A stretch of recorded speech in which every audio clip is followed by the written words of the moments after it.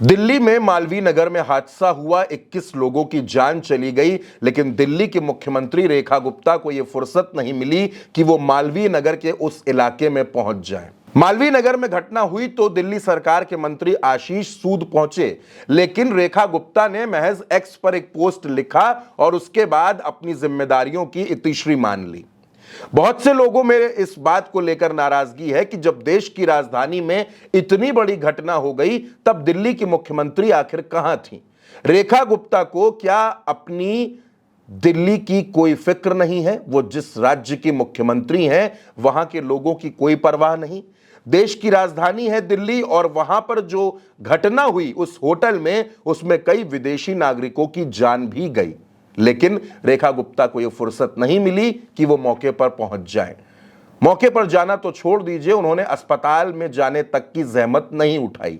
अब जब हादसे को हुए तकरीबन 28 से 30 घंटे बीत चुके हैं, तब रेखा गुप्ता अस्पताल में पहुंची और घायलों से मिली। शायद रेखा गुप्ता को यह याद आया कि वो मुख्यमंत्री हैं और उनको जाना चाहिए था।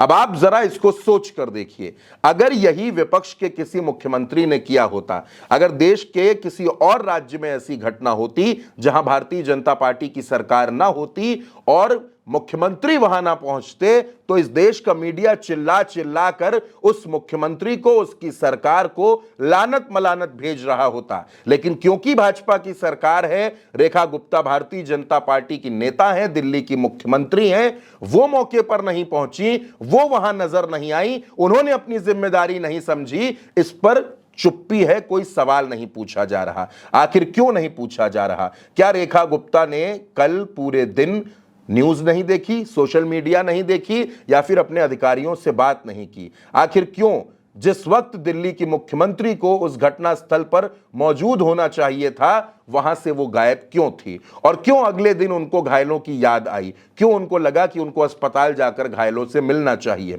क्या दिल्ली की प्रचंड गर्मी में रेखा गुप्ता बेहाल हो जाती?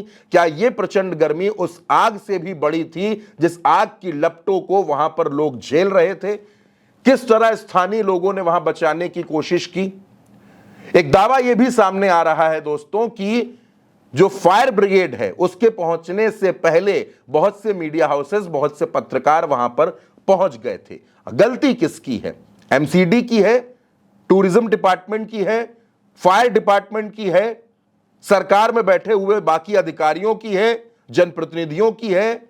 किसकी जिम्मेदारी है? सब एक दूसरे पर जिम्मेदारियों का ठीकरा फोड़े दे रहे हैं। कोई कह रहा है कि जिम्मेदारी हमारी नहीं है, कोई कह रहा है कि हमारी नहीं है। सवाल सबसे बड़ा यह है कि इस होटल के पास फायर एनओसी नहीं था, यह जांच करने का जिम्मा किसका था?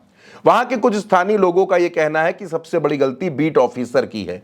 इस 500 मीटर के दायरे में 8 से 10 होटल चल रहे थे। ये जिस होटल में घटना हुई, फ्लरिश होटल में, उसके बेसमेंट तक में कमरे चल रहे थे। सवाल यह पूछा जाना चाहिए कि जब 6 कमरे चलाने का लाइसेंस था, जिस बीएनबी की बात चल रही है, तो फिर 25 कमरे कैसे चल रहे थे? कैसे लाखों की कमाई हो रही थी? इसी इलाके में ये जो फ्लरिश होटल है, अगल बगल यहां पर 2 होटल चल रहे थे, वो भी दोनों बीएनबी पर चल रहे थे। इनको लाइसेंस भी मिलता है। सवाल यह पूछा जाना चाहिए कि 6 कमरों की परमिशन और 25 कमरे चल रहे थे।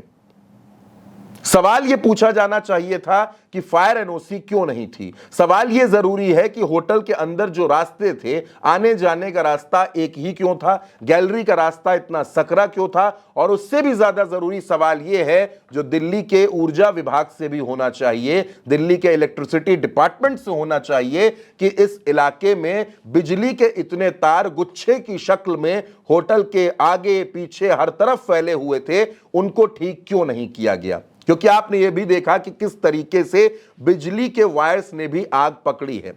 यह घटना इतनी बड़ी थी और यह घटना इससे बड़ी हो सकती थी। अगर यह घटना कहीं 50 मीटर अंदर जाकर हुई होती तो वहां की गलियों में फायर डिपार्टमेंट को, फायर ब्रिगेड की गाड़ियों को पहुंचने में घंटों की मशक्कत करनी पड़ती। स्थानीय लोगों ने खूब सपोर्ट किया। जमीन पर गद्दे बिछा दिए गए थे ताकि ऊपर से जो लोग नीचे कूदे उनको कम चोट आए।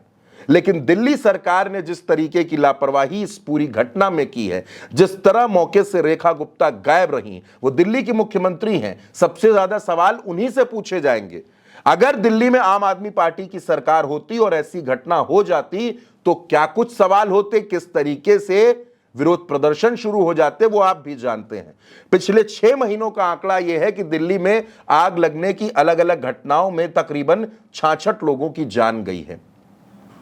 इस घटना ने पूरे देश को झकझोर कर रख दिया है और अब तमाम होटल्स में, तमाम अस्पतालों में यह जांच की जा रही है कि आग से बचने के क्या इंतजाम हैं, रास्ते कैसे हैं। अगर यह सब कुछ पहले देख लिया गया होता तो शायद इस तरीके की घटना न होती, इस घटना से हम बच सकते थे, लेकिन ऐसा नहीं हुआ दोस्तों।